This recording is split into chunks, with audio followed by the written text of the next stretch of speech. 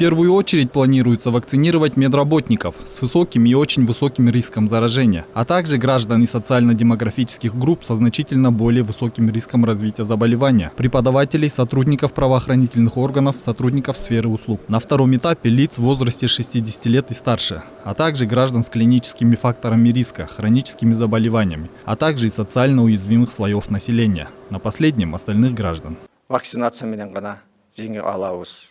На первом этапе планируется вакцинировать медицинских работников. На втором этапе в рамках механизма COVAX граждане с клиническими факторами риска, хроническими заболеваниями, а также из социально уязвимых слоев населения. На третьем этапе остальных граждан. Планируем это за счет государства и доноров. На первый и третий этап профилактической вакцинации будет потрачено 226 миллионов сомов. Минздрав также разработал план по развертыванию прививочных пунктов. Для проведения вакцинации также будут привлечены мобильные бригады по иммунизации. Проводится работа по развертыванию прививочных пунктов. В последующем мы будем привлекать частные медицинские центры, где желающие смогут получить вакцинацию на платной основе. Вакцинация необходима, и этому есть причины. Первое – незнание ситуации с повторным заражением, то есть есть вероятность того, что люди могут повторно заразиться. Второе – последствия после перенесенного заболевания, ухудшается иммунитет, слабость, утомляемость, развиваются другие заболевания. Третье – то, что болезнь мутирует. Если в прошлом году молодежь без симптомов проходила, то сейчас уже ситуация резко поменялась, так как вирус ищет жизненную среду, чтобы продолжать жить. Исходя из этого, вакцинация как никогда актуальна и необходима, отмечают эксперты. Поэтому вот эти все факторы, они говорят, что вакцинация, она все-таки нужна.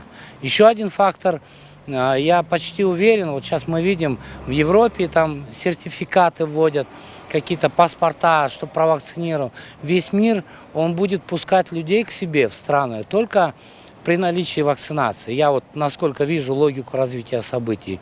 Пандемия – это проблема мира, война вируса против человечества.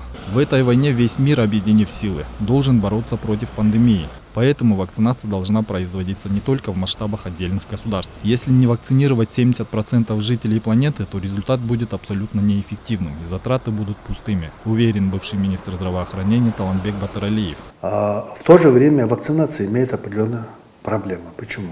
Проблема закупки, проблема перевозки, проблема доставки, проблема дальнейшей самой вакцинации. К этому надо проводить на страновом уровне, проводить максимальную подготовку, мобилизовать народ и проводить на высоком уровне разъяснительную работу. Почему? Потому что хотим или не хотим. С момента уже 200 лет по разным причинам, понятиям, религиозным или другим понятиям, есть противники самой вакцинации. Это естественно. Если появится вакцина, будет большой дефицит, уверен эксперт в области медицины Айбар Султангазиев. Поэтому вакцинация должна быть на добровольной основе. Я думаю, что даже когда появится вакцина, будет ажиотаж. Это, знаете, как у нас, когда дефицит, выстраивается очередь. Поэтому люди сами должны решать. Конечно, это должно быть добровольное. Полностью люди сами должны принимать решения, но вакцинация, я считаю, необходима. Между тем, наша съемочная группа решила узнать мнение простых жителей столицы по поводу вакцинации от коронавирусной инфекции. Келип калсам, эл кандай болсо ошондой болобуз да. Эл көпчүлүк кандай десе ошондой болобуз. Билбейт экенмин, элге карайм да. Билбейм, көбүнчө туура эмес немелер көп келип атат го. Алгандан кийин кайра ооруп калдык деп. Ошон үчүн ишене албай турам да азырынча. Жеке өзүмдүн пикирим каршымын да. Сайдырып айтып болчумун да. Анткени толук ишене албайм. Толук айыгып кетеби, айыгып кетпейби? Анткени буга чейин эч кимдин мындай далил мисалы эме өткөн жок да, мисалычы. Эксперимент сыяктуу өткөн жок да, мисалычы. Стоит отметить, в разных странах мира уже разработаны несколько вакцин против коронавирусной инфекции. Первая, разрешенная в декабре 2020 года к применению в Евросоюзе, и первая официально одобренная Всемирной организацией здравоохранения, разработанная немецкой компанией BioNTech и американским фармацевтическим концерном Pfizer. Вакцина Moderna разработчиком является одноименная американская биотехнологическая компания. Вакцина AstraZeneca, которая была разработана шведско-британским производителем фармацевтической продукции в сотрудничестве с Оксфордским университетом. Вакцина Sinopharm разработана в Китае и сейчас проходит последнюю фазу клинических испытаний.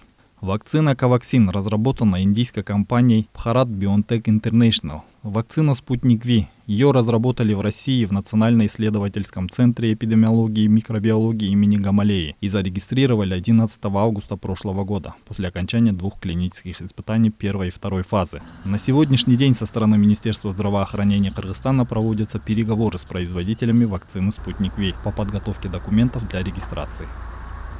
Азамат Кенжешев, Алтынбек Саакиев, Нью ТВ.